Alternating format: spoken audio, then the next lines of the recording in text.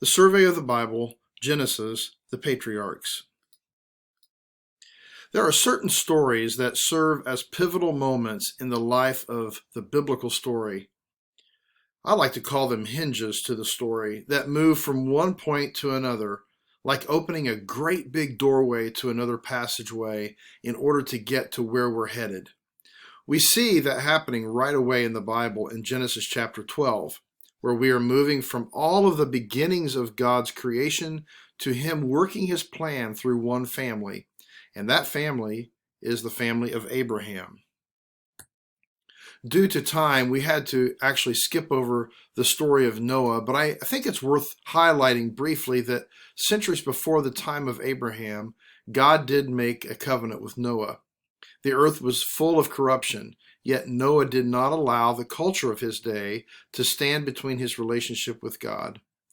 The Bible tells us that he was the only one who walked with God. So God singled him out to accomplish his great work. God was going to destroy the wickedness in the world by causing a flood. God told Noah to build an ark, and he and his family would survive the flood. You probably know the story that the flood came and Noah had collected every animal 2 by 2 into the ark along with his family, and God indicated that he would never destroy the earth again with a universal flood and provided the rainbow as a sign of his promise. That was the first covenant made between God and man. If you have trouble believing that story, there is evidence of a great flood at that time period, and many of the ancient Near Eastern stories also include stories of a great flood. Again, we take what the scriptures give us as part of the overall storyline, and certainly Noah plays a part here and has a covenant with God. Another major story in the Bible prior to Abraham was the Tower of Babel, where the descendants of Noah wanted to make a name for themselves. Again, just deliberately going against God. So God confused their language and scattered the people all over the earth. And of course, this takes us to the person of Abraham. Notice to this point, we see in the Bible constant rebellion against God and God stepping in to take care of business with his people. So God calls Abraham from the land of Ur and makes a covenant with him. Genesis chapter 12 is the primary passage we turn from the scenes of early creation and world beginnings to the call of God on Abraham's life. Through this one man and his family, God will bless all nations and people groups. God calls Abraham to a mission of blessing, which is indicative of the fact that God intends to be a God of grace. This gracious, redemptive plan of God begins to emerge now with this passage. Before we launch into the story any further, I think we should talk about what the word covenant means, because we are going to see this take place throughout the story. This particular covenant with Abraham, or the Abrahamic covenant, will be one that we will see continually in the story. So in the Bible, a covenant is an agreement with two people, between two people, that involves promises and commitments made to each other. The overarching story of the Bible hangs on these covenants, again, between Noah, Abraham, Moses, David, and Jesus. And now we have the covenant that God makes with man, and that is with Abraham. That is, that God would bless all the nations through him. I will make you into a great nation, and I will bless you. I will make your name great, and you will be a blessing. I will bless those who bless you, and whoever curses you I will curse, and all peoples on the earth will be blessed through you. God promises Abraham to be a nation and promises him descendants. A land and a seed are promised. Abraham's father, Terah, is a descendant of Shem, one of Noah's sons.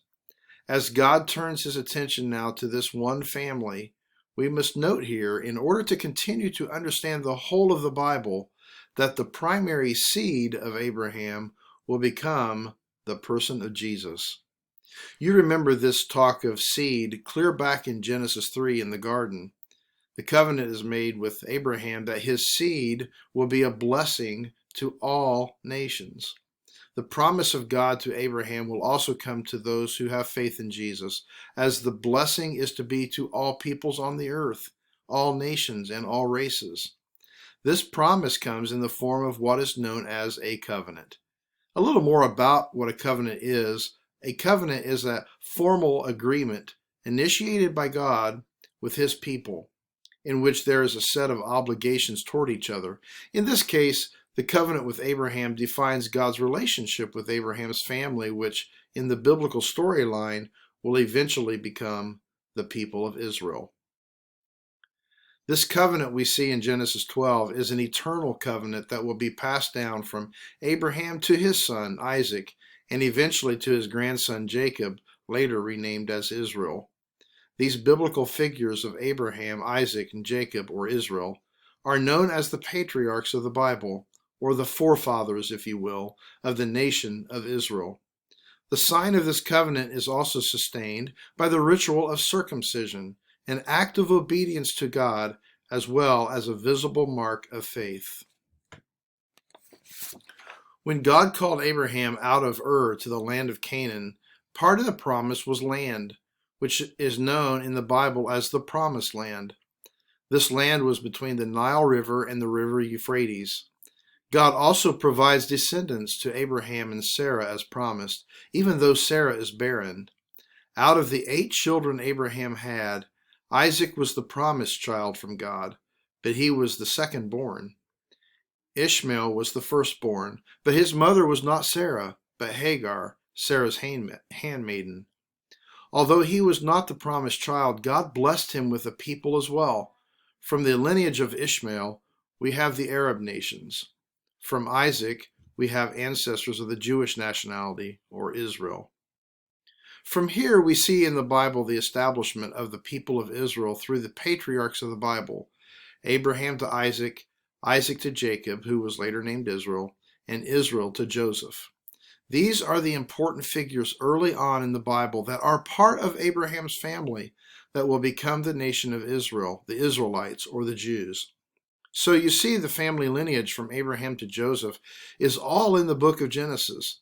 So you can see why it is so important. Jacob again, who later was called Israel, had 12 sons. You have heard of the 12 tribes of Israel? These are from each one of the sons of Jacob. Of those sons, Joseph was Jacob's favorite. The rest of the sons became bitterly jealous of that, so they sold their younger brother to some Ishmaelites who traded him as a slave in Egypt. Well, Joseph, because he could interpret dreams, became very important in the house of Pharaoh, who was like the king of Egypt. In fact, Joseph grew up in Egypt and became like the prime minister of Pharaoh. A famine developed in the land, and Joseph was in charge of the distribution of food. Years after they sold their brother and told their father Jacob that Joseph was dead, they, out of desperation, come to Egypt to get food. Well, guess who they encountered when they came to get food? Yes, Joseph. They didn't know him at first, but he knew them. Eventually they were given food, and in fact were given land in which to settle their people, the people of Israel. Joseph and all his brothers of that generation died, but not after they all had many descendants, which grew into a large number. Here we see God has been faithful to their father Abraham, Isaac, and Jacob.